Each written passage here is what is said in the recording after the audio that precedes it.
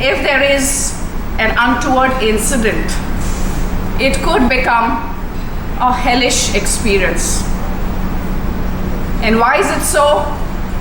Let's have a look. Were affected. Some years before, in the previous, when we had the cruise seminar, a similar one about 2 years ago, I had talked about it in details. There was a shore excursion which was done through this cruise liner when this cruise liner had called New Zealand. The short trip was to an island, uninhabited island in New Zealand, the White Island, which was just a volcano crater. Whilst it was in the public domain that the volcanic activity had gone up, the cruise liner with the local tourism company of New Zealand had arranged a visit to this volcanic island. People died and there were serious burn injuries. The kith and kin had to go through hell because under the New Zealand's adventure tourism laws, no liability. So, shore excursions are something which may be very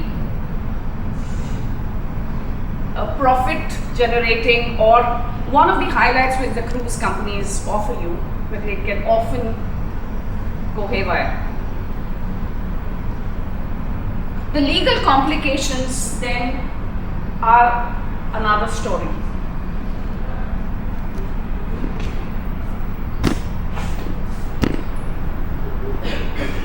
I just said this, just please have a look at the slide.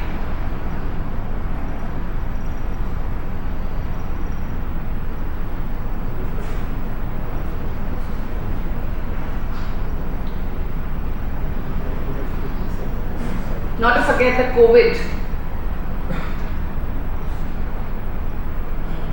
I forget the vessel's name, but it's a Norwegian cruise liner.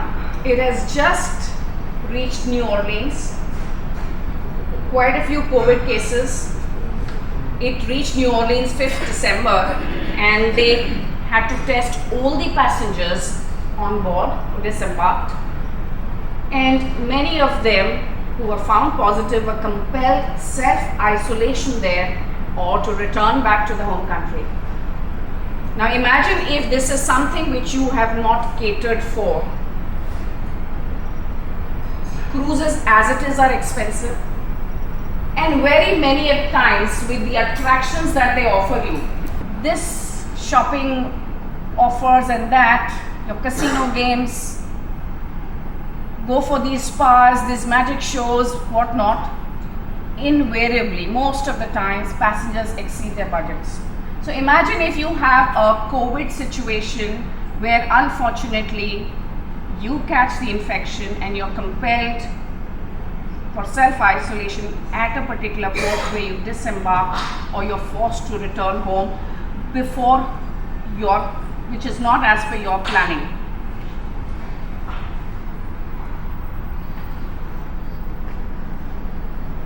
This is international tourism.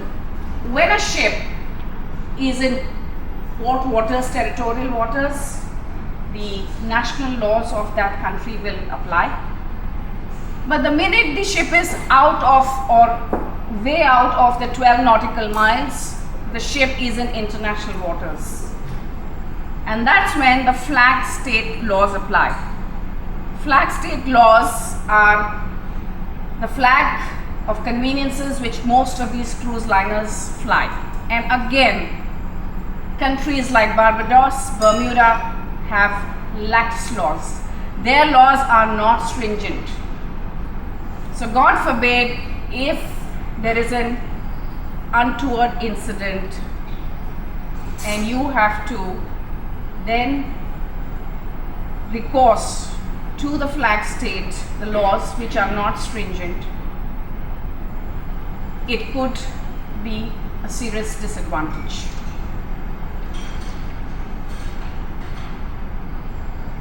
Further, the cruise industries have the ticket, which is the basically contains your contract with them. The passengers and the cruise liners have a contract. The reverse of the ticket contains the terms and conditions, where you have the law and jurisdiction clause. Invariably, the cruise liners have the place where you can sue them, one particular place which suits them. That's what I said, chit bhi meri, pat bhi meri. Imagine you're on an international cruise, something goes wrong, and then you have to sue, say for example in Miami. Foreign country, the exchange works against you. How do you find a lawyer over there? If, for example, you find a pro bono lawyer, and with tremendous time, energy, money being spent, if you see success, or the victim is successful, or the victim's kith and kin are successful, the pro bono lawyers take away a major chunk of the proceeds, compensation proceeds. So therefore, these are the important factors which have to be kept in mind. Ideally, I would have suggested, or I would still say, local for local, as far as possible. Be Indian, buy Indian, and I would say sail Indian waters. Not necessarily that the cruise ship is going to have its passage within the 12 nautical miles. It may go for navigational safety, it may be a way off from the 12 nautical miles, but all said and done, it would be an Indian company, it would be a coastal cruise voyage, and you are still on your own turf, fighting with the Indian currency if at all required. You're still better off. And yes, I'm not saying that they don't look after the passengers, they don't pamper or spoil the passengers, but when it comes to safety, the arrangement is such that you don't have police on board, you have security personnel, and yes, the captain is in command, but captain has so many issues. Yes, safety of a passenger is important, they do give it importance, but what happens is that the system of reporting, an incident happens, you report to the crew or to the captain, then the captain has to report to the flag state nation. There is the lengthy process and the red tapeism. And then comes the decision. Do you jail a person, the offender? Do you put him in under supervision, under watch? Do you disembark him? Very unfortunately, the offenders who are probably repeat offenders tend to get hired and rehired and employed again and again, because keeping track of who the offenders are and their track record is not as easy as it seems.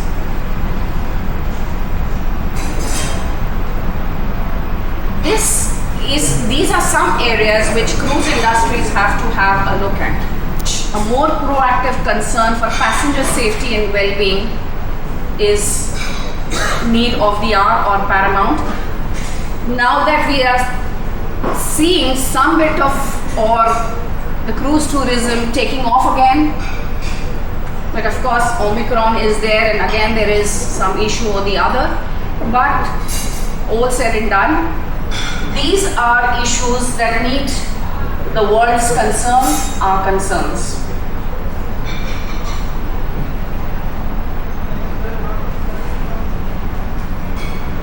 As a proactive passenger with a kith and kin, these are a few to-dos which are suggested. There are victims support groups, and that happened because some family lost their precious daughter and then they took a vow. I'm remembering or comparing an incident which I would want to share. I read about a cruise incident where a lady went missing during the cruise. The family members were panicking and they wanted a search to be carried out. They had some doubts that some crew members were keeping a particular or taking interest in that particular woman. And they were of course distressed and they requested the crew staff that please search for our family member. A lady goes missing, the family members are in distress, and they request and plead the crew that please carry out searches.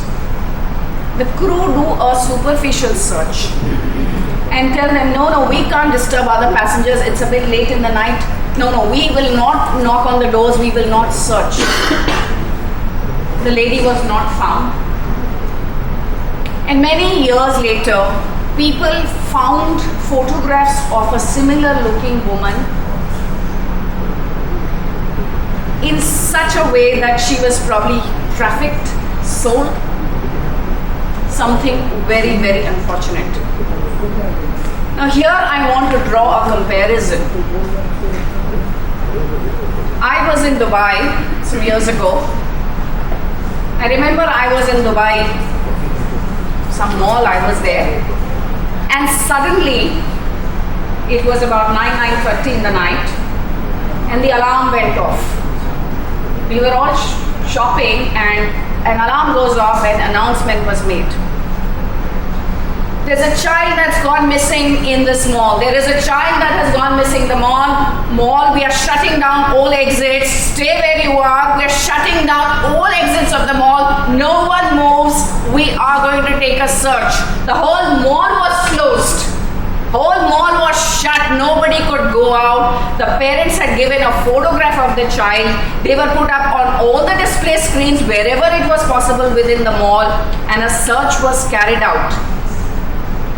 The child was found in a toilet, small little baby girl with her head shaven off, and the baby girl's dress was changed into a boy's dress.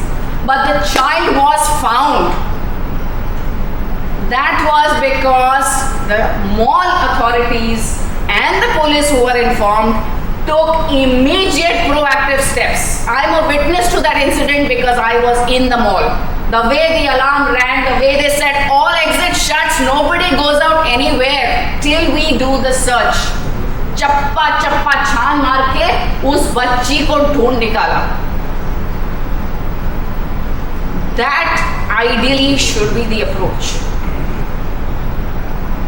So imagine those unfortunate families who still live with the grief that they lost somebody on cruise board and to have never found them again.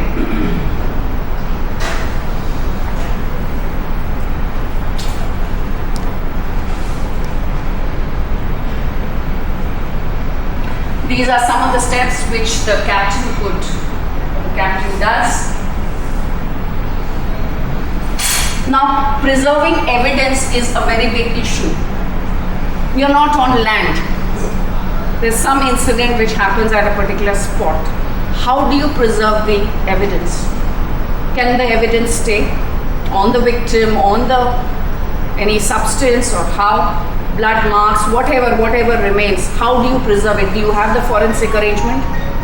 By the time you reach the next port of call or where you want to report it, or the immediate port of call, or if there is a detour of the vessel or whatever it is, there could be tampering and a serious issue of preservation of evidence.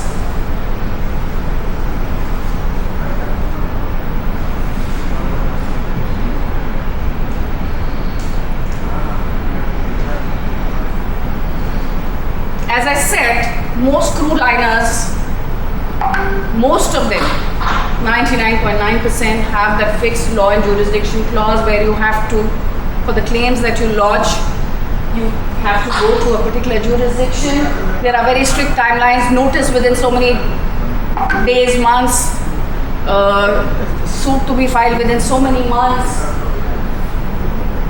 If there is a criminal case, there's to be prosecution. How do you establish that international law, different nationalities? Bad publicity of an untoward incident is also something where cruise liners try to hush, but nowadays, thanks to the mobiles or whatever video cameras or whatever the electronic gadgets that we have, CCTV cameras, a lot more can be recorded. But this is a case where these issues tend to be underreported, or if reported, tend to be suppressed.